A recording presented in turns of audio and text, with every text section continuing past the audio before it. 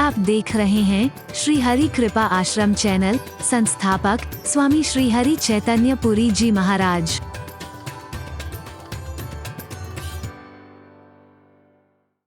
इतना विरोधाभास रखते हैं, वो क्या सत्य को पहचानेंगे?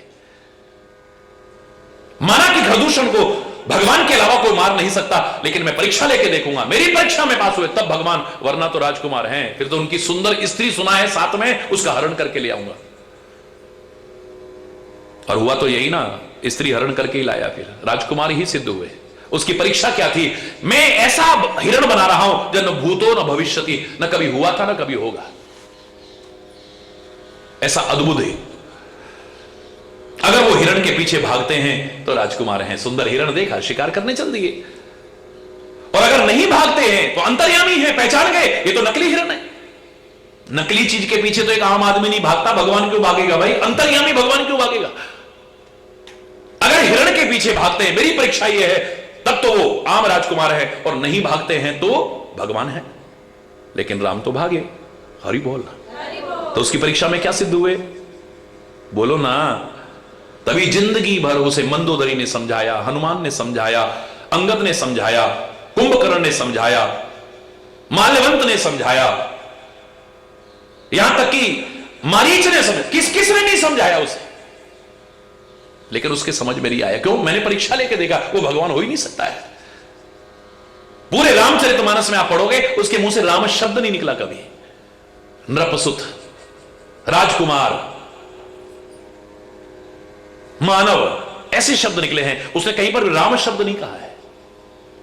अन्यत्र उल्लेख मिलता है कि अंत में जाकर के कहता है, हे राम, अभी भी तुम नहीं, मैं जीता हूं।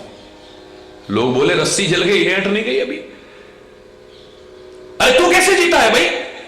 श्री राम जीते हैं, राम ने विजय प्राप्त की है तेरे ऊपर, तू कैसे जीता है? मैं जीता हूं, राम हार गया है। कैसे? बोले मैंने जीते जी इसको अपने नगर में नहीं घुसने दिया, और मैं इसके जीते जी इसके नगर में जा रहा हूं, रोक सकता है तो रोक। हरि बोल। यानी परमात्मा अब स्वीकार कर रहा है, पर परीक्षा ले ली थी, इसलिए कभी भी वो स्वीकार नहीं कर पाया। वे लोग हैं। ऐसे ही संत को तुम पहचानना चाहो, अगर संत नहीं बनोगे, कम से कम संत को नहीं पहचान पाओगे। हरि बोल। बाह्य क्रियाओं को देख करके, बाह्य आचरण को देख करके, बाह्य आडंबर को देख करके, क्योंकि अंतर तो तुम झांक नहीं सकते हो, कई बार धोखा खा जाते हो। सीता तक धोखा खा गई। सन्यासी का इतना सुंदर वेश है, भगवे वस्त्र हैं, त्रिपुंड लगा हुआ है, त्रिशूल हाथ में है, कमंडल हाथ में है, मालाएं लटकी हुई हैं, यह है वह है। भ्रमित हो गई। हरि बोल। काल ने भी सन्यासी का वेश बनाया, हनुमान जी जैसे चक्कर खा गए।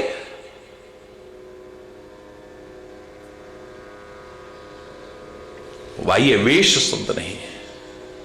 अगर संतता है तो किसी भी वेश में, किसी भी देश में, किसी भी परिवेश में संत हो सकता है, वरना कैसा भी वेश बना ले, संत नहीं है। हरि बोलना। कि यही कुवेश साधु सनमानु, जिमी जग जामवंत हनुमानु। जामवंत ने क्या वेश बनाया है? कोई जटा नहीं बढ़ाई, सिर नहीं मुंडवाया, कोई तिलक छापे नहीं लगा रखे, कोई मालाएं नहीं पहन रखी हैं, कोई दंड कमंडल हाथ में नहीं ले रखा है, रिच्छ के शरीर में है, लेकिन उसके जैसा संत कौन हो सकता है? मेरे पवन पुत्र हनुमान ने क्या वेश बनाया है? कोई भगवे वस्त्र नहीं पहन रखे, कोई सफेद वस्त्र नहीं पहन रखे, कोई तिलक छापे नहीं लगा रखे, कोई ये नहीं, कोई वो नहीं, कोई बाह्य आडंबर कुछ नहीं है, लेकिन उसके जैसा संत और भक्त कौन हो सकता है? परमात्मा का ही स्वरूप कह दे तो कोई अतिशयोक्ति नहीं है। बोलो पवन सुत हनुमान की।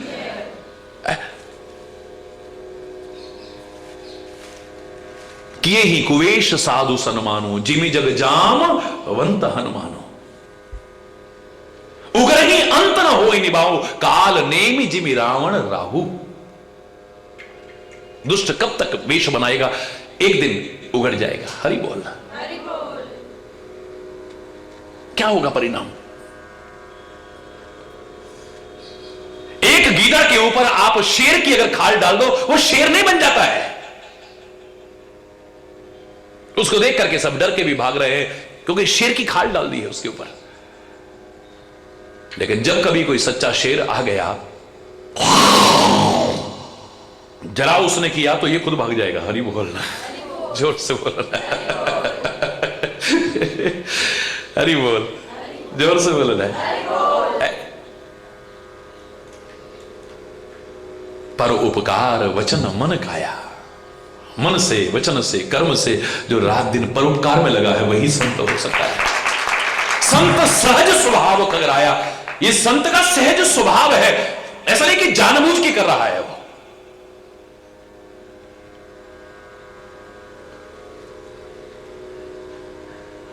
वृक्ष को पता है कि वो उपकार कर रहा है, मालूम है उसको? बोलो ना, वृक्ष को समझ है क्या वो उपकार कर रहा है? मतलब ही नहीं, स्वाभाविक हो रहा है, स्वाभाविक। इसलिए वृक्ष को कभी अहंकार नहीं हुआ है। जीवन भर जब भी उसमें कभी फल लगे वो झुकता है, विनम्रता आती है, अकड़ नहीं आती उसमें कभी भी। कोई पत्थर भी मारे तो फल दे देता है, उसने कभी विरोध नहीं किया है।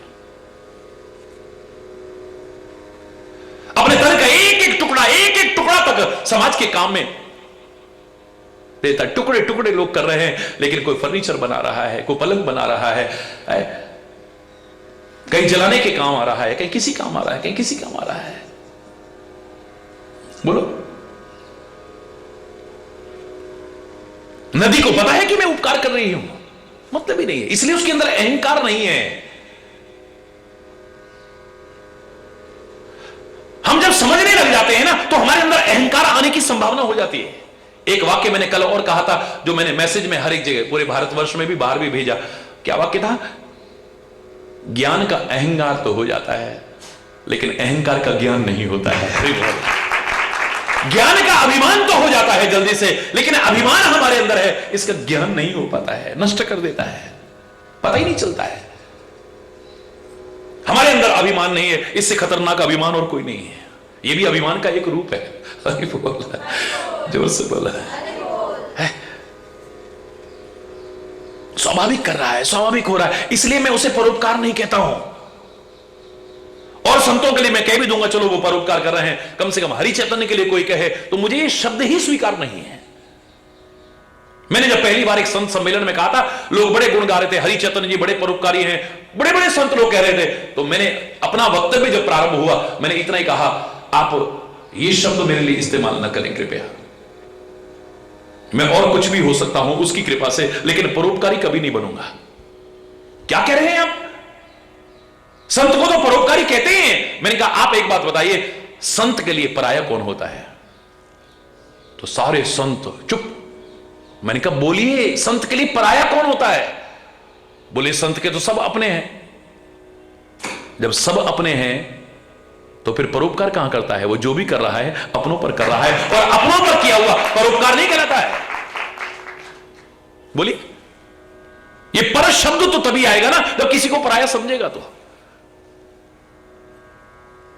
अपने बच्चों का आप पालन पोषण करते हैं, इसे परोपकार कहोगे तुम? बोलो ना। सर्दी आ रही है, उनके लिए गरम गरम कपड़े लेके आ रहे हो, परोपकार कर रहे हो। स्कूल में एडमिशन दिला रहे हो, फीस भर रहे हो, उनके ट्यूशन का इंतजाम, परोपकार कर रहे हो तुम। जिसको तुम पर समझते हो, जब उसकी सहायता करते हो, वो परोपकार की श्रेणी में आता है। लेकिन सच्चा संत किसी को पराया समझता ही नहीं है। ना कहूं सो दोस्ती, ना कहूं सो वैर। हरि बोल रहा है। उसके सब अपने हैं, वरना उसके अलावा है कौन अपना है? उसके नाते से सब, नाते नेह राम के मनियत सुहृद सुसेव्य जहां लो। उसके नाते से सब अपने हैं, वरना अपना कौन है? या कौन है अपना, कौन पराया? आज तक कोई नहीं समझ पाया, तो तू कहां से समझ पाया? हरि बोल रहा है, जोर से बोल रहा है। परोपकार वचन मन काया, संत सहज स्वभाव खगराया। ये सहज स्वभाव है उसका, कोई दिखावा नहीं है, कोई नाटक नहीं है, कोई आडंबर नहीं है, स्वाभाविक उपकार हो रहा है। मैं तो कहता हूं संत बोलता भी है तो उपकार के लिए, चलता है तो उपकार के लिए, यहां तक कि भोजन भी करता है तो वो भी उपकार के लिए कर रहा है, क्योंकि उसका उद्देश्य भोजन नहीं है, शरीर रक्षा मात्र है, मात्र शरीर रक्षा। जितने से शरीर रक्षा हो जाए बस उतना ही, क्योंकि शरीर चलेगा तो समाज को और कुछ दे सकूंगा, वरना भार बन जाऊंगा। हरि बोलना। शरीर की रक्षा करना भी एक उत्तरदायित्व है हमारा, लेकिन इसके लालन पोषण में न लगे रहे हम हर समय। परोपकार वचन मन काया, संत सहज स्वभाव खगराया। संत साई पर दुख परहित लागी। मैं विरोध नहीं करूंगा, उन्होंने पर शब्द का इस्तेमाल किया है आपकी भाषा के अनुसार, आपके स्तर पर, क्योंकि आपको सुना रहे हैं, आप ये करते हो इसलिए आपको कहा गया है, वरना तुलसी भी जानता था कि संत के लिए तो ऊपर आया हो ही नहीं सकता है, मुझे लगता है। अरे बोल, क्योंकि आपके स्तर पर बोल रहा है, जन सामान्य की भाषा बोल रहा है। संत सही दुख पर हित लागी। सच्चा संत दूसरों के लिए दुख भी उठाता है रात दिन। इनको सुख मिल जाए बदले में मुझे दुख मिल जाए तैयार है। इनके दुख इनके कष्ट भी अपने ऊपर लेने को तैयार हो जाता है। पर दुख हेतु असंत अभागी। जो दूसरों के दुख का कारण बनता है वही असंत है, वही दुष्ट है। और संत असंत में क्या भेद हो सकता है? एक कष्ट पाकर के दूसरों को सुख पहुंचा रहा है, एक अपने सुख के लिए दूसरों को कष्ट में डाल रहा है, मुसीबत में डाल रहा है। यही दुष्टता है, ये असंतता है। खाने पीने की चीजों में मिलावट क्यों कर रहे हो? नकली दवाइयां तक क्यों बेच रहे हो? नशीले पदार्थों का सेवन करा के लोगों के घरों के चिराग क्यों बुझा रहे हो? मुझे सुख मिल जाए उसका भ्रम है। वो धन में सुख ढूंढता है ना, मुझे धन मिल जाएगा, मुझे सुख मिल जाएगा, उसका ये भ्रम है। इसके लिए दुनिया को मुसीबत में डाल रहा है। लोग बीमार हो रहे हैं, लोग मर रहे हैं। कई बार तो सुनने के बाद में अब ये सोचने पर मजबूर हो जाता आदमी, क्या खाऊं, क्या पीऊं मैं, है? हवा शुद्ध नहीं रह गई, पानी शुद्ध नहीं रह गया, खान पान शुद्ध नहीं रह गया, त्योहार आ गए तो मिठाइयां शुद्ध नहीं है, नकली नकली पकड़े जा रहे हैं। हरि बोलना, जोर से बोलना। दूध शुद्ध नहीं है, क्या खाए आदमी, क्या पिए? एक किसान को हम बड़ा अच्छा मानते हैं क्योंकि भारत कृषि प्रधान देश है, और मैं तो कहता हूं ऋषि प्रधान देश भी है। एक किसान को हम बड़ी अच्छी नजर से देखते थे, लेकिन वो भी अब आज ऐसा हो गया है, जरा से स्वार्थ के पीछे रात को लौकी में इंजेक्शन लगाता है, इतनी बड़ी हो जाती है क्योंकि पैसे थोड़े ज्यादा मिल जाएंगे। करीब बोलना। रंग रहा है उन्हें, केमिकल से रंग रहा है, गंदे रंगों से रंग रहा है सब्जियां, जिससे ताजा नजर आए, धोखा दे रहा है। हरि बोलना। अब आदमी कहता है किस पर भरोसा करूं मैं? हरि बोलना। एक डॉक्टर को भगवान का रूप मानते थे, वहां भी ऐसी ऐसी घटनाएं जब सुनता है आदमी सोचता है वहां तो ऑपरेशन के बहाने किडनियां तक निकल जा रही हैं। थोड़े से लालच के पीछे क्या कुछ नहीं कर रहे हैं। हरि बोलना। सब ऐसे हो गए, मैं नहीं कह रहा हूं। हर क्षेत्र में, हर वर्ग में अच्छे और बुरे लोग हैं। मैं सबको एक रस्सी से नहीं नाप सकता हूं। मूर्ख है वो व्यक्ति जो सबको एक रस्सी से नापता है। अच्छे बुरे लोग कहां नहीं है, सब एक साथ होते हैं। गुलाब के पौधे पर देखो तो फूल भी है, कांटा भी है, वहीं पर हैं दोनों। फूल संत का स्वरूप है, कांटा असंत का स्वरूप है। क्योंकि एक हाथ में कांटे भी लग जाए पर उसे अपने करीब लाने को मन करता है, अपना बनाने को मन करता है, और कांटा खुद चल के भी आ जाए तो दूर करने को मन करता है। यही अंतर है जीवन में। साथ रहे हैं, सब एक साथ है, पैदा भी एक साथ हो रहे हैं। वहीं पर जोंक पैदा हो रही है, वही कमल पैदा हो रहा है। एक संत का स्वरूप है, एक असंत का स्वरूप है। संत दूसरों के लिए कष्ट भी उठाने को तैयार है, इनको सुख मिल जाए। मैं तभी शहीदों को भी संत ही मानता हूं, सैनिकों को भी संत ही मानता हूं, महापुरुषों को भी संत ही। जितने ये लोग हैं जिन्होंने समाज के लिए कुछ किया है, इन्हें आजादी मिल जाए, ये गुलामी की जंजीरों से जो जकड़े हुए हैं ये छूट जाए। बदले में कोड़े भी पड़ रहे हैं, काले पानी की सजा, फांसी की सजा भी हंसते हंसते झेल रहे हैं, हंसते हंसते झेल रहे हैं। जिंदा दीवारों में छोटे छोटे बच्चे चिनवाए जा रहे हैं, लेकिन एक बार उफ नहीं कर रहे हैं, एक बार उफ नहीं कर रहे हैं। इनसे बड़ा संत कौन होगा? इनको सुख मिल जाए, बदले में हम चाहे कष्ट उठा लें। बड़े बड़े महापुरुषों के जीवन को उठाओ तो आज वो पूजा के लायक बने, पर कितने कष्ट उठाए उन्होंने। आज मूर्ति अगर पूजा के लायक बनी है या सजाने के लायक बनी है, कितनी छेनी और हथौड़ी की चोटें सहन की हैं, उठा के देखो कभी। संत सही दुख पर हित लागी, और पर दुख हेतु असंत अभागे। अभागे हैं ये लोग, दुर्भाग्यशाली हैं लोग जो किसी के दुख का कारण बनते हैं। भूरज तरु सम संत कृपाला। कृपालु संत कैसे हैं? भोजपत्र के पेड़ की तरह हैं, अपनी खाल निकलवा देते हैं। भोजपत्र की खाल निकालते हैं और उस पर पुराण लिखे जाते थे, ग्रंथ लिखे जाते थे, महापुरुष लिखते थे उन पर। आज भी जहां तहां मंत्रों वगैरह के लिखने के लिए छोटे छोटे इस्तेमाल, पहले तो पूरी पूरी निकालते थे। लेकिन याद रखना, ये भोजपत्र नीचे नहीं होता है, हिमालय की ऊंचाइयों में होता है। यानी संत बहुत ऊंचाइयों पर होते हैं, नीचाइयों पर नहीं होते। निम्नता में नहीं आ सकते हैं, उच्चता में आएंगे, उत्कृष्टता में आएंगे।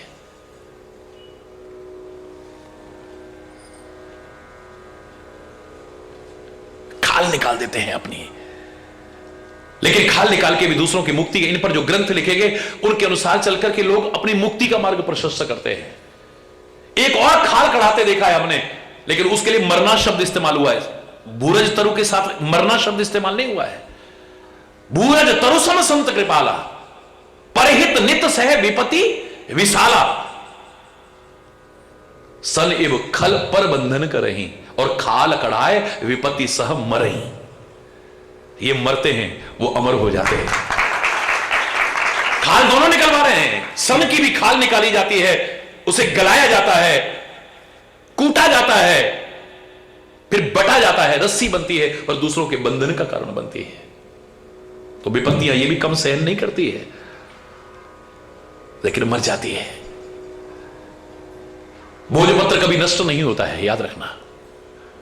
पापी मरे संत सब जीवे, राम रसायन रसना पीवे।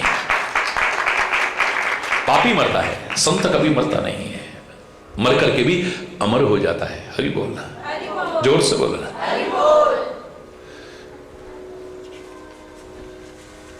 और संत असंत में क्या भेद जानना चाहते हो? खल बिन स्वार्थ पर अपकारी, बिना किसी स्वार्थ के बस दूसरों का नुकसान करना है, बदले में चाहे खुद भी अपना नुकसान कर ले। कई दुष्टों की भाषा सुनते हो नहीं, मैं चाहे बर्बाद हो जाऊं पर तेरे को नहीं छोड़ूंगा मैं। और मतलब अपना चाहे चला जाए पर तेरे पास भी नहीं रहना चाहिए है?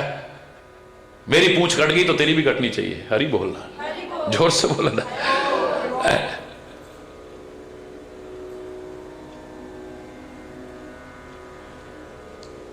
एक व्यक्ति ने तपस्या करी, उसे वरदान मिला कि तुम जो चाहोगे तुम्हें मिलेगा। बड़ा खुश हुआ, लेकिन अगला वाक्य सुनकर के बड़ा दुखी हुआ, लेकिन तुम्हारे पड़ोसी को दुगना मिलेगा। हरि बोलना। बोले यार मुझे मिले ये तो ठीक है, पर पड़ोसी को दुगना, तपस्या करूं मैं और हरि बोलना।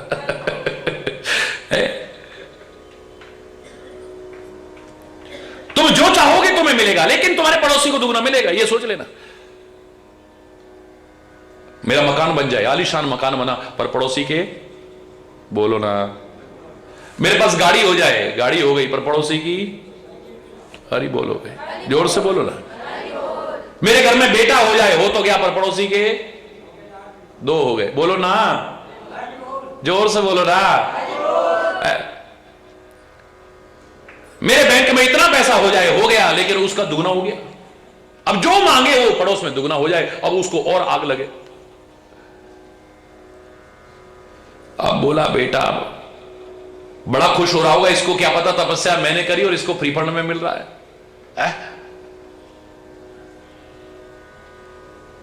बड़ा खुश हो रहा होगा कि मेरे पास ये आ गया, उसको ही नहीं पता कैसे आ रहा है। मैं मांगता हूं तब इसको दुगना मिलता है। चलो ठीक है, मैं चाहे बर्बाद हो जाऊं पर इसको भी नहीं देख छोड़ूंगा मैं। भगवान मेरी गाड़ी में आग लग जाए, हरि बोलना। गाड़ी में आग लगी, पड़ोसी की दोनों खाक, जो मांगेगा दुगना मिलेगा ना।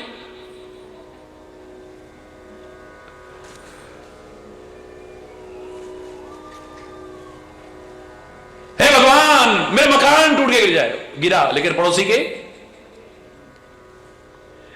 हे भगवान इसके दोनों बेटे मर जाए। उसके दोनों मरे लेकिन अपना भी मर गया। हरि बोलना। हे भगवान इसके दोनों हाथ कट जाएं, पर अपना भी एक कट गया। हरि बोलना। अब जब अपना इतना नुकसान होने लगता, तब कहता है भगवान पहले सही था। ऐ परमात्मा, मुझे अगर सुख देता है तो सारी दुनिया को भी सुख देता। अब आदमी क्या सोचता है कि मेरा अगर नुकसान हुआ है तो दूसरे का भी नुकसान होना चाहिए।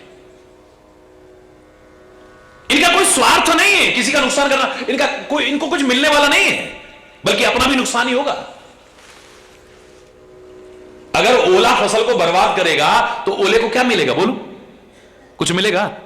बर्बाद कर रहा है। अच्छी भली फसल पकी खड़ी थी, सब बर्बाद कर दी। गरीब आदमी बेचारा रो रहा है, बिलख रहा है, पर ओला भी बर्बाद तो हो ही जाएगा, बचेगा तो नहीं। बोलो, मक्खी ने गिर करके, मच्छर ने गिर करके दूध को खराब कर दिया, घी को खराब कर दिया, शरबत को खराब कर दिया, क्या मिला उसे? कुछ मिला? खुद भी मर गया। और आजकल के महंगे जमाने में कई लोग तो ऐसे भी होंगे, हर कोई नहीं होता ऐसा, हो सकता है उसको निचोड़ के फेंक दे और घी को और उसको इस्तेमाल कर ले। और कोई करे ना करे, दुकानदार तो नहीं फेंकेगा भैया। हरि बोलना, जोर से बोलो है।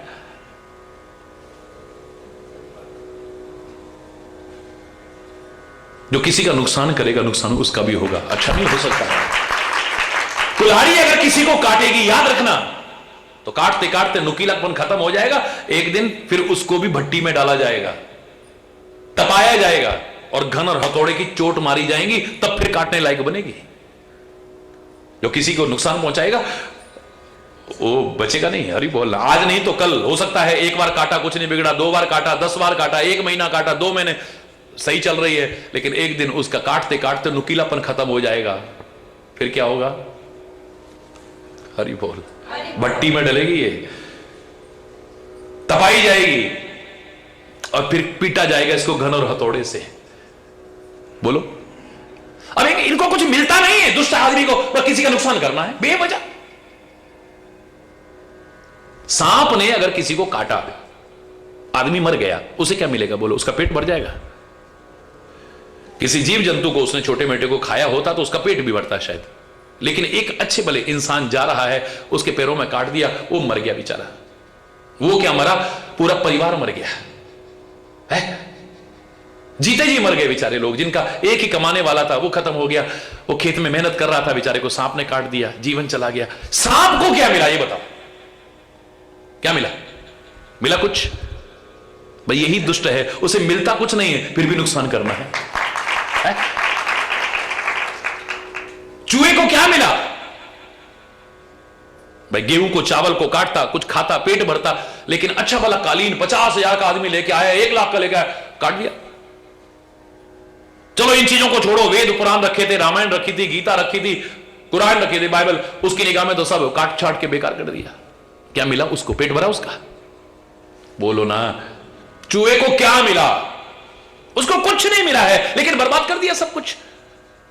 आपके कपड़े, अच्छे भले कपड़े, आपके कंबल, आपकी दरियां, सब काट छाट के बेकार कर दी, नाश कर दिया, नुकसान कर दिया। इतना क्या मिला उससे चूहे को? दुष्टों की प्रवृत्ति यही है, चूहे और सर्प की तरह, कि उनको मिलता जुलता कुछ नहीं है, लेकिन दूसरों को नुकसान पहुंचाना है। यही दुष्टता की पहचान है, यही असंतता की पहचान है, और क्या है? हरि बोल। बर संपदा विनाश नसाही, दूसरों को नुकसान पहुंचा के अपना भी नुकसान कर लेते हैं। जैसे फसल बर्बाद करके ओला भी बर्बाद हो जाता है। दुष्ट जब भी आगे बढ़ेगा, समझ लेना कि दुनिया को नुकसान पहुंचाएगा, और संत जब भी आगे बढ़ेगा, सारी दुनिया को प्रकाशित करेगा और सुखी करेगा। जैसे सूर्य जब उदय होता है तो सर्वत्र प्रकाश होता है, अंधकार का निवारण होता है, लोग ठोकरों से बचते हैं। चंद्रमा जब उदय होता है तो रात्रि में भी लोग उसके प्रकाश का लाभ उठाते हैं और ठोकरों से बचते हैं। संत का अभ्युदय जैसे जैसे बढ़ेगा, चंद्रमा की कलाएं जैसे जैसे बढ़ेंगी, अंधकार में भी प्रकाश होगा। सूर्य जैसे जैसे ऊपर बढ़ेगा, जितना बढ़ेगा उतना ही प्रकाश फैलेगा। चंद लोगों की अपवाद स्वरूप नहीं कहता कि उनको अच्छा लगे, हो ही नहीं सकता है। मैंने कल भी कहा था, उल्लू को अच्छा नहीं लगेगा सूर्य का उदय होना, चोर को अच्छा नहीं लगेगा सूर्य का उदय होना, आलसी आदमी को अच्छा नहीं लगेगा सूर्य का उदय होना। कमल तो खिलेंगे लेकिन कमल नहीं मुरझा जाएंगी, उनको अच्छा नहीं लगेगा सूर्य का उदय होना। अंधकार को अच्छा नहीं लगेगा सूर्य का उदय होना। भोगी विलासी को सूर्य का उदय होना अच्छा नहीं लगेगा, उनको रात ही अच्छी लगती है। अन्यथा सूर्य जैसे जैसे आगे बढ़ेगा, चंद्रमा जैसे जैसे उसकी कलाएं बढ़ेंगी, सारे संसार को लाभ पहुंचाएगा। संत जितना तरक्की करेगा, जितना आगे बढ़ेगा, उतना ही समाज को लाभ पहुंचाएगा। दुष्ट जितना तरक्की करेगा, समझ लो कि उतना ही नुकसान का मार्ग बढ़ रहा है। दुनिया के लिए उतनी मुसीबत तैयार करेगा। यथा प्रसिद्ध अधम ग्रह केतु, जैसे जब केतु उदय होता है तो कुछ ना कुछ अनिष्ट ही होता है। हरि बोलना, जोर से बोलना है।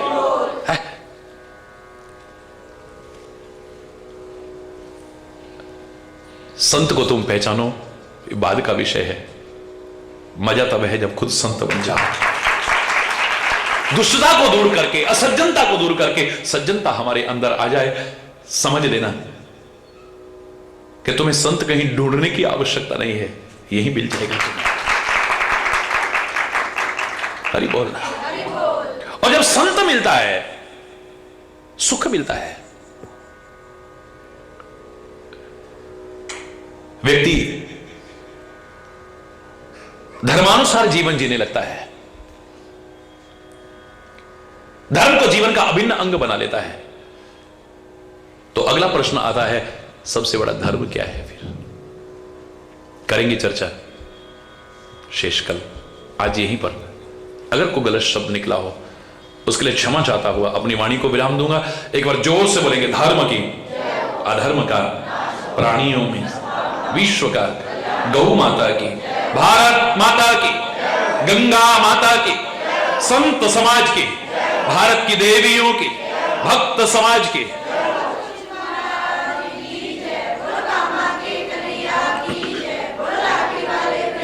बोलो वृंदावन बिहारी लाल की जय। जय जय श्री राधे श्याम राम।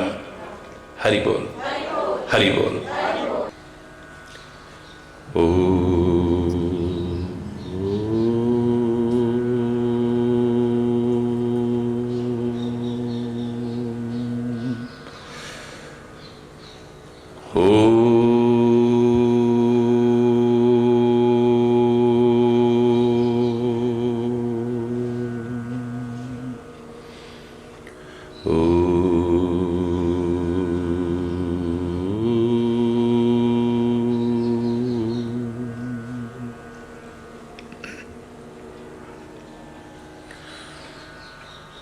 सर्वे भवन्तु सुखिनः,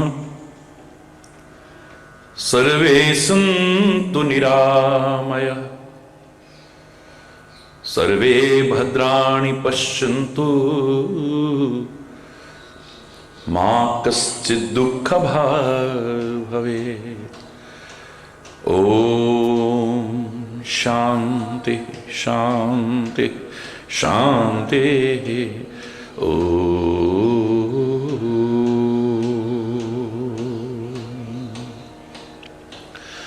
त्वमेव माताश्च पिता त्वमेव, त्वमेव बन्धुश्च सखा त्वमेव, त्वमेव विद्या द्रविणो त्वमेव,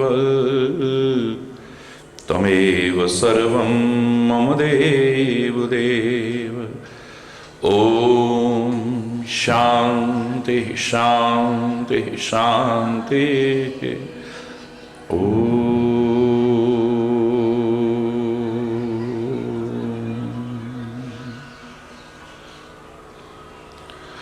चैतन्य शाश्वतं शान्तं व्योमातीतं निरञ्जनं नादबिन्दुसमारम्भं सिंधुकलातीतं तस्मै श्री गुरवे नमः। तस्मै श्री गुरवे नमः। ओम शांति शांति शांति। ओम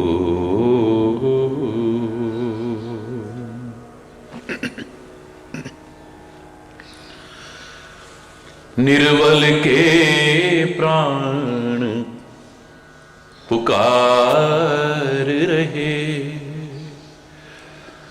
जगदीश हरे जगदीश हरे। निर्बल के प्राण पुकार रहे, जगदीश हरे जगदीश हरे। हे मधुर बोल गुंजार रहे, जगदीश हरे जगदीश हरे। ये मधुर बोल गुंजार रहे, जगदीश हरे। निर्बल के प्राण पुकार रहे, आकाश हिमालय सागर में, आकाश हिमालय सागर में, पृथ्वी पाताल चराचर में, पृथ्वी पाताल चराचर में। ये मधुर बोल गुंजार रहे, जगदीश हरे जगदीश हरे। ये मधुर बोल गुंजार रहे, जगदीश हरे जगदीश हरे। निर्बल के प्राण पुकार रहे, जगदीश हरे। श्वासों के स्वर झंकार रहे, जगदीश हरे जगदीश हरे। श्वासों के स्वर झंकार रहे,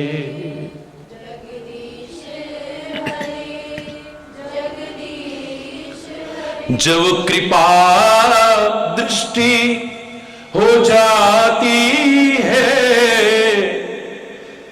सूखी खेती हरियाती है। जब कृपा दृष्टि हो जाती है, सूखी खेती हरियाती है। इस आस पे भक्त पुकार रहे, जगदीश हरे जगदीश हरे। इस आस पे भक्त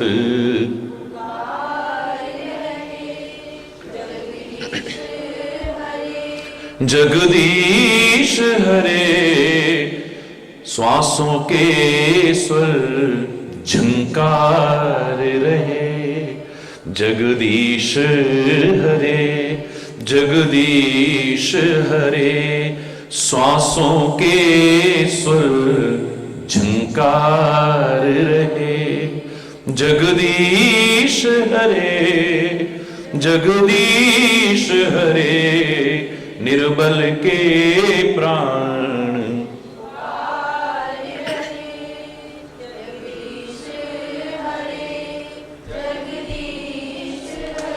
सुख दुख की चिंता है ही नहीं, विश्वास न जाए कहीं, सुख दुख की चिंता है ही नहीं, भय है विश्वास न जाए कहीं, टूटे ना लगा यह तार रहे, जगदीश हरे जगदीश हरे, टूटे ना लगा यह तार रहे, जगदीश हरे जगदीश हरे, निर्बल के प्राण पुकार रहे।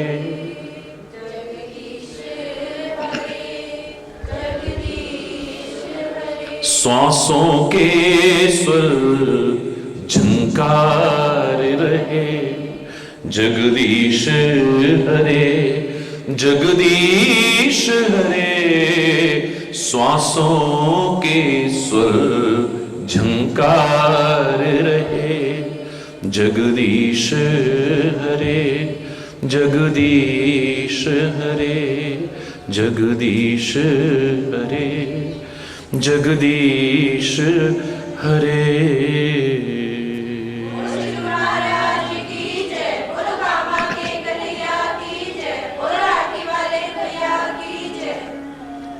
हरि बोल हरि बोल हरि बोल। प्रश्नों की इस श्रृंखला में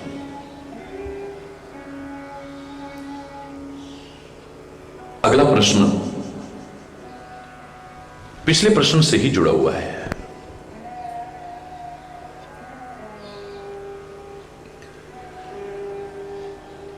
सबसे बड़ा सुख क्या है? संत मिलन। संत का मिलना यानी सुख का मिलना। जो अभाव हमारे दुख का कारण बना हुआ था, यानी ज्ञान का अभाव, विचार का अभाव, विवेक का अभाव, संतोष का अभाव, जब सच्चा संत कृपा करके मिलता है तो ये सब अभाव समाप्त हो जाते हैं। तो अगला प्रश्न आता है कि संत मिलेगा कैसे? ठीक है, संत असंत का हमने भेद भी समझा। हम अपने आप में संत बनने का प्रयास करें, अपनी असज्जनता को दूर करने की कोशिश करें, बिल्कुल ठीक है। लेकिन संत का मिलना जो सबसे बड़ा सुख बताया है, कैसे मिलता है? महापुरुषों ने कहा कि इसके दो तरीके हैं संत मिलने के। पहला, परमात्मा की जब कृपा हो जाती है तब सच्चे संत मिलते हैं।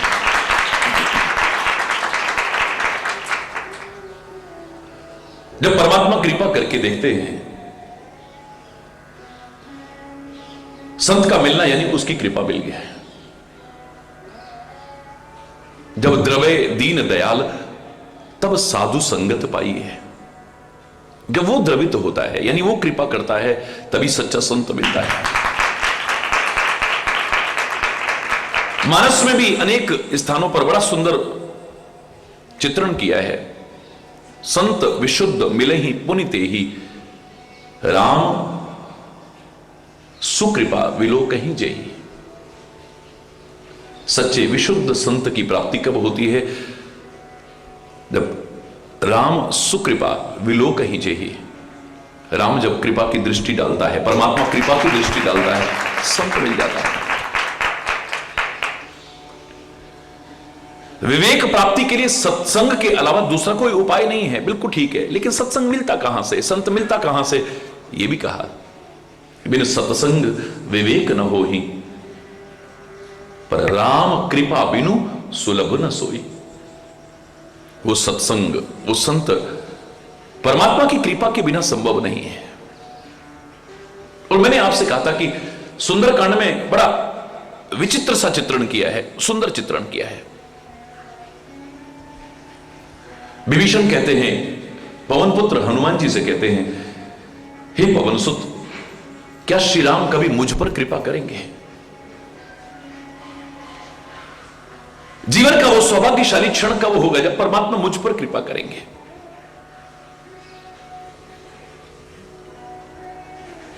तो संत का इशारा ही काफी होता है समझदार के लिए। हनुमान जी ने कुछ इशारा किया, आगे कोई और प्रसंग आता ही नहीं है। विभीषण की वाणी बदल जाती है। जो रघुवीर अनुग्रह कीन्हा, तो तुम मोहि दर्श हठ दीना। कितना अज्ञानी हूं मैं, कितना मूर्ख हूं मैं। कह रहा हूं कभी भगवान कृपा करेंगे, कभी भगवान कृपा करेंगे, कभी भगवान कृपा करेंगे।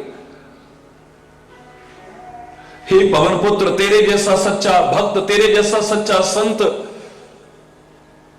जबरदस्ती आकर के लंका में मुझे दर्शन दे रहा है, लंका जैसी पवित्र नगरी में।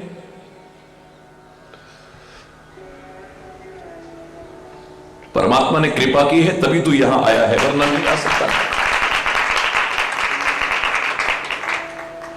अब मोहि भरोस हनुमंता, अब मोहि भरोस हनुमंता। बिनु हरि कृपा मिलही नहीं संता, मिलई नहीं संता। अब मोहि भरोस हनुमंता।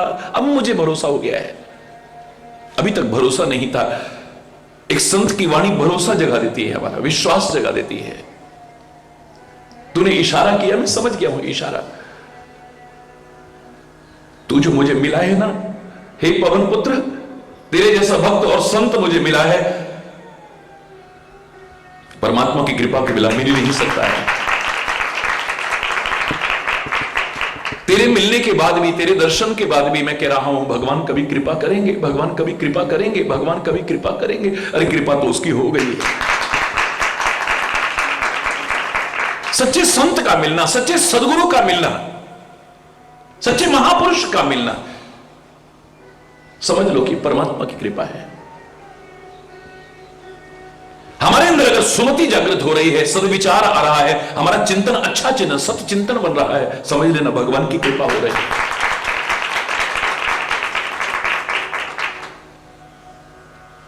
क्या और कोई उपाय नहीं है कि संत मिल जाए?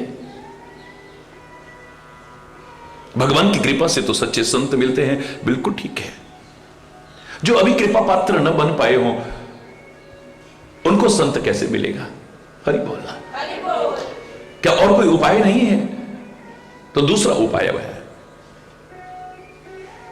पुण्य पुंज बिन मिलही न संता, सतसंगति संस्कृति कर अंता। जब हमारे बहुत पुण्य जागृत होते हैं तब भी कोई सच्चा संत मिल जाता है।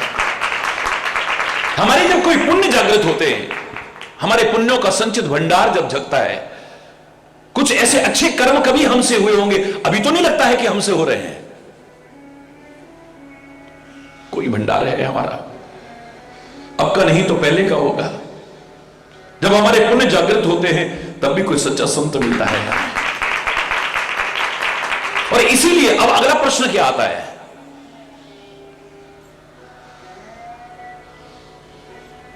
संसार का सबसे बड़ा पुण्य क्या है और संसार का सबसे बड़ा पाप क्या है? कृपा पात्र पता नहीं अभी बने हैं कि नहीं, लेकिन हमसे कुछ ऐसा ना हो जाए वो पाप की श्रेणी में आए, हमसे कुछ ऐसा हो जो पुण्य की श्रेणी में आए और संचित पुण्य इकट्ठे हो जाए, हमें सच्चा संत मिल जाए, यानी सच्चा सुख मिल जाए।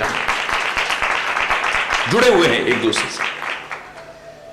कयो पुण्य जगत विदित विशाला। सबसे बड़ा पुण्य फिर क्या है बताओ ना? कोई ऐसा सच्चा पुण्य बता दो हमें। और यह पुण्य की तुलना धर्म से की है। पुण्य की जो स्थूल व्याख्या है, सूक्ष्म साधारण व्याख्या है, उसने नहीं लिया है यहां।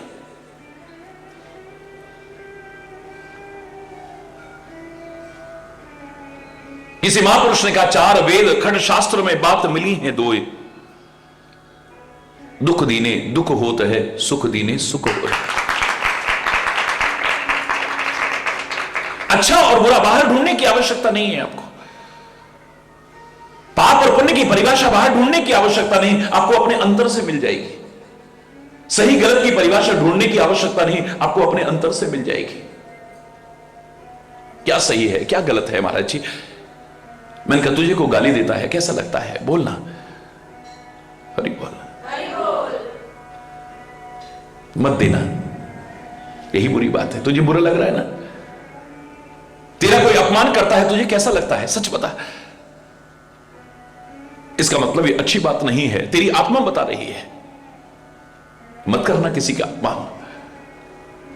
कोई तेरे साथ दुर्व्यवहार करता है, तेरे प्रति दुर्भावनाएं रखता है, तुझे अच्छा नहीं लगता है, तो अच्छी बात नहीं है ये।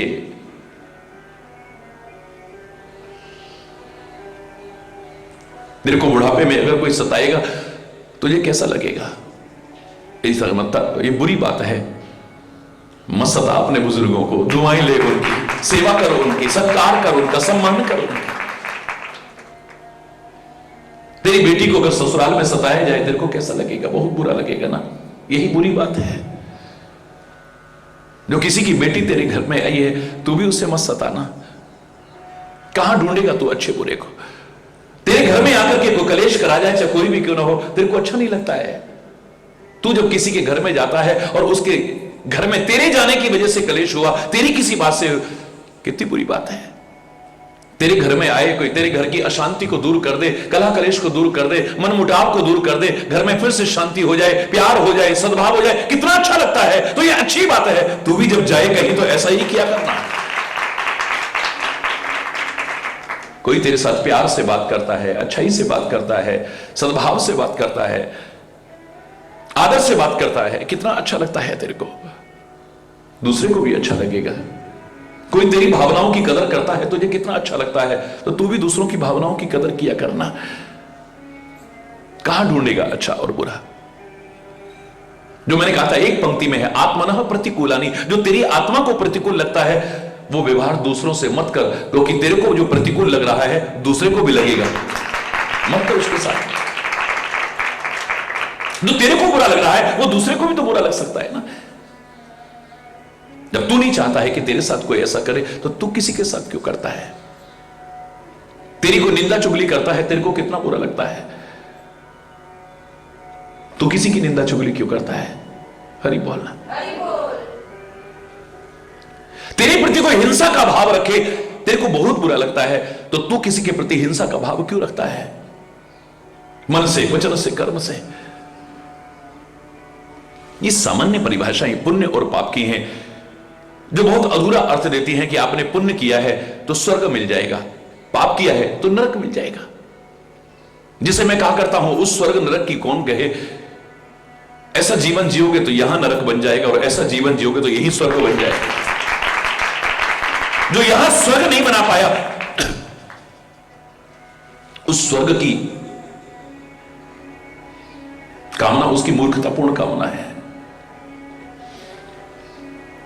जिसने यहां नरक बना रखा है, रात दिन कलह करता है, कलेश करता है, मनमुटाव रखता है, विरोध रखता है, हिंसा रखता है, घृणा करता है,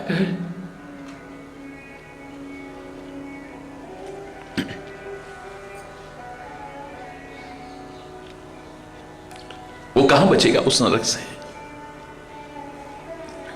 और यहां पर अधूरी बात नहीं कर सकते हैं हम। पुण्य अपने आप में बहुत बड़ी चीज नहीं है। पूछ लिया है कि सबसे बड़ा पुण्य क्या है, लेकिन पुण्य अपने आप में बड़ी चीज नहीं है। पुण्य किया तो स्वर्ग मिल जाएगा, लेकिन कब तक? जब तक पुण्य है। जिस दिन तुम्हारे पुण्य खत्म हुए फिर पृथ्वी लोक पर आ गए तुम। तो स्वर्ग भी मानव जीवन की परम पुरुषार्थ नहीं हो सकती है। स्वर्ग प्राप्ति भी, स्वर्ग हो स्वल्प अंत दुखदाई। स्वर्ग भी स्वल्प है और अंत दुखद है इसका। कोई आप ऐसे पुण्य कर लिया तो स्वर्गों में चले जाएंगे, ऐसा करेंगे तो नरकों में चले जाएंगे, ये पहली क्लास की व्याख्याएं हैं। हम रामायण का निचोड़ निकाल रहे हैं, निचोड़, सार। और रामायण का सार खाली रामायण का सार नहीं है। छयो शास्त्र सब ग्रंथन को रस, मुनि जन धन संतन को सर्वस सार, अंश सम्मत सब ही की आरती श्री रामायण जी की। सारे वेदों का शास्त्र है ये, निचोड़ों, सारे पुराणों का शास्त्र निचोड़ है ये, इनका सबका सार है ये, निचोड़ है ये। तो एक सामान्य चीज के लिए हम चर्चा नहीं कर सकते हैं यहां पर कि हां सबसे बड़ा पुण्य क्या है, बताओ क्या करोगे, पुण्य कर लोगे तो स्वर्ग चले जाओगे, नरक से बच जाओगे, लेकिन कब तक?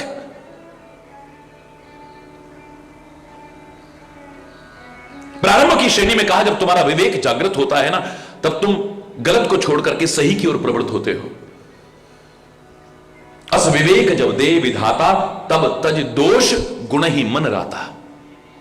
आदमी दोषों को परित्याग करके गुणों को ग्रहण करता है, गलत को छोड़ करके सही करने लगता है, निषेध का परित्याग करके विधि सम्मत कार्य करता है। लेकिन रामायण में जब अंत में पहुंचे हैं तो कहा ये कोई अच्छाई की बात नहीं है कि आपने दोष त्यागे और गुण ग्रहण कर लिए, ये गुण भी बंधन के कारण है। हरि बोलना। सुनो तात मायाकृत गुण और दोष अनेक, गुण यह उभय न देखे सो अविवेक। विद्युता किसमें है, समझदारी किसमें है कि न गुण हो, न दोष हो, न पाप हो, न पुण्य हो, इन सब से परे हो जाए अगर बंधन से बचना चाहता है तो। ज्ञान मार्ग भी तुम्हें कर्म बंधन से विमुक्त करना चाहता है, भक्ति मार्ग भी तुम्हें कर्म बंधन से विमुक्त करना चाहता है। ज्ञान की पराकाष्ठा भी यही कहेगी आपसे कि अपने आप को अकर्ता अनुभव करो, नाटक नहीं, सचमुच अनुभव करो। ये जो कर रहा है शरीर, इंद्रियां, मन, बुद्धि, चित्त, अहंकार कर रहा है, मैं आत्मा हूं, निर्लिप्त हूं, मात्र दृष्टा हूं, करता नहीं। कृतज्ञताभिमान से रहित होना ही कर्म बंधन से बचना है, बस कर्तापन के अहंकार से बचना ही। हरि बोल। बंधन से बचना है। और भक्ति मार्ग भी क्या कहता है, मैं नहीं कर रहा हूं, मेरा आपकी कृपा से सब काम हो रहा है, करते हो तुम कन्हैया, मेरा तो नाम हो रहा है। मैं जो कर रहा हूं तेरा कर्म समझ करके तुझको अर्पित करते हुए कर रहा हूं।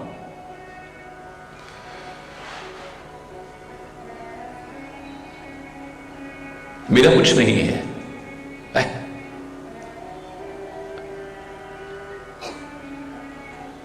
कर्मकांड में भी आप जब ये भाव रखते हैं तो उच्चता की ओर जब चलते हैं, आप यज्ञ इत्यादि में बैठते हैं, हर आहुति के बाद में हम क्या कहते हैं, इदम न मम। क्या कहते हैं, इदम न मम, मेरा नहीं है ये, मैं जो भी अर्पित कर रहा हूं तेरे दिए में से एक अंश अर्पित कर रहा हूं, मेरा नहीं है, और सब तेरे को अर्पित कर रहा हूं, तेरा ही है। खाली जवान से नहीं है कि तन मन धन सब है तेरा, स्वामी सब कुछ है तेरा, तेरा तुझको अर्पण क्या लागे मेरा। खाली जवान से तो सारी जिंदगी गाया, लेकिन मन ने कभी विचार ही नहीं करा इस पर। यही गाने के बाद थोड़ी देर बाद, मेरा तन बहुत दुखी, तन मेरा ही है मेरा ही, मेरा तन बहुत बेकार हो गया है, मेरा मन बड़ा भटकता है, मेरा ही रहा, तेरा करे कहां तूने, मेरा मन बड़ा अशांत है, जब भी कहेंगे मेरा ही कहेंगे उसे। हरि बोल। मेरा तो धन बर्बाद हो गया, मेरा ही रहा। जवान कह रही थी तन मन धन सब है, हरि बोल। तो दी ये वस्तु गोविंद, तेरे को ही अर्पित कर रहा हूं, ये तेरा ही है, तेरा तुझको अर्पण क्या लागे मेरा। यहां हर क्षेत्र तुम्हें कर्तापन के अहंकार से बचाने की कोशिश, कृतज्ञताभिमान से बचाने की कोशिश कर रहा है। मैंने परसों एक वाक्य क्या कहा था, ज्ञान हो गया इसका अहंकार तो है, लेकिन अहंकार हो गया इसका ज्ञान नहीं है। हरि बोल, जोर से बोलो। नारद जैसे को पता ही नहीं चला है, काम पर विजय प्राप्त कर ली, क्रोध पर विजय प्राप्त कर ली, पता ही नहीं चला। उर अंकरे गर्भ तरु भारी। ज्ञान का अभिमान तो है, लेकिन अभिमान का ज्ञान नहीं है कि मुझे अभिमान है।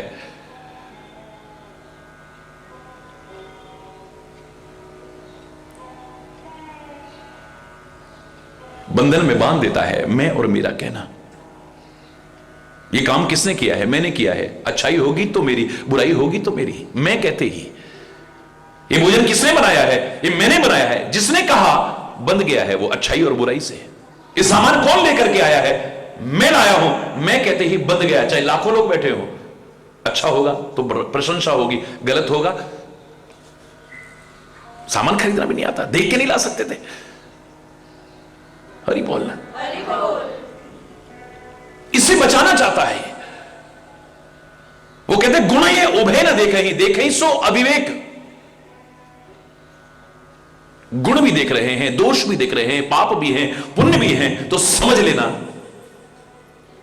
अभी अविवेक है, विवेक नहीं है। हरि बोलना। तो यह पाप और पुण्य की जो परिभाषा दी जा रही है, यह सामान्य परिभाषा नहीं है।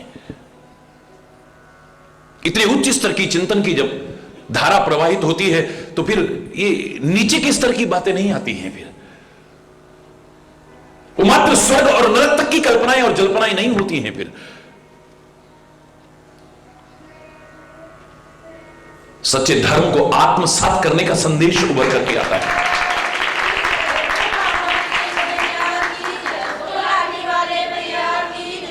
प्रश्न क्या था? कवन पुण्य जगत विदित विशाला। संसार का सबसे बड़ा पुण्य क्या है?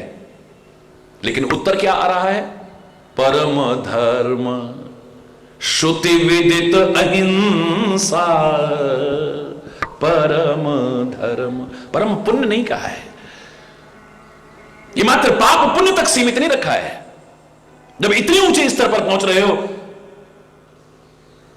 तो इससे ऊपर उठ करके जो सबसे बड़ा धर्म है उसे समझने की कोशिश करो। लेकिन यहां पर कह तो दिया है परम धर्म श्रुति विदित अहिंसा। वेदों में वर्णित सबसे बड़ा धर्म है क्या? अहिंसा। अब ये सामान्य पुण्य की तो चर्चा नहीं हो रही ना, बोलो। इतनी तो सब समझ रखते हैं। जब तुम वास्तव में समर्पित होकर के कोई अंतर्भाव को उजागर करते हो तो सामने महापुरुष की एक विशेषता आपको नजर आएगी। आपके पूछने में जहां कमी रह गई हो उसे दूर करके उससे ऊंचे का चिंतन बताने की कोशिश करें। आपसे मांगने में भी जहां कमी रह जाए उस कमी को दूर करके सामने आपके भाव को देखते हुए उससे ऊंचा आपको देने की कोशिश करें। मनुष्य रूपा मांग लो, क्या मांगना चाहते हो? क्या मांगा? चाहो तुम ही समान सुत, तुम्हारे जैसा बेटा चाहते हैं। हरि बोलना। क्या क्या भगवान ने हाँ मेरे जैसा मिल जाएगा कहा? हरि बोलना। कहते हैं आप सरिस खोजो कहां जाई, मैं अपने जैसा कहां ढूंढूं? अपने जैसा तो मैं खुद ही हूं, मेरे जैसा कोई है ही नहीं। मैं अपने जैसा कहां ढूंढ करके लाऊं? मैं स्वयं ही तुम्हारा पुत्र बन करके आऊं। मैं स्वयं तुम्हारा पुत्र बन करके आऊंगा। ये मांगा भी तो अधूरा क्यों मांगा? क्योंकि जो है और उसके जैसे में तो बहुत फर्क है। हरि बोल। सोना और सोने जैसा। हरि बोल। ये तो बहुत बड़ा अंतर हो गया। जैसा कहते ही तो है। हीरा और हीरे जैसा, बोलो बहुत फर्क आ गया। सोने जैसा लग रहा है, असली सोना नहीं है।